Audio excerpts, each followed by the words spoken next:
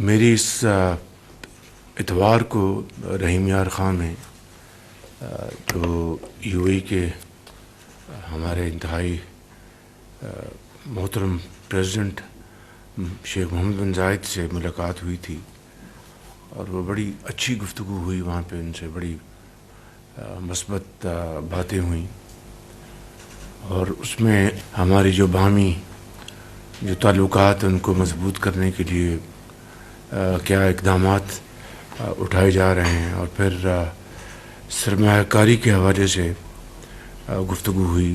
اور ان کو میں نے بتایا کہ ڈپٹی پرائم منسٹر ہماری ٹیم کو لیڈ کر رہے ہیں, تو انہوں نے اس میں یہ کہا کہ اس میں ہمیں تیزی سے آگے بڑھنا چاہیے. تو میں نے کہا کہ جو ہم نے ایک ہدف مقرر کیا ہے اس میں اگر کچھ $1 بلین کی انویسٹمنٹ ہو جائے تو اس سے بڑا اچھا ایک تاثر قائم ہوگا. تو اس کے لیے وہ بالکل بڑے وہ کمیٹڈ تھے اور انہوں نے کہا کہ دیکھیں ہمارے برادرانہ تعلقات ہیں, تاریخی اس کی حیثیت ہے, تو انشاءاللہ آپ ہمیں پیچھے نہیں پائیں گے.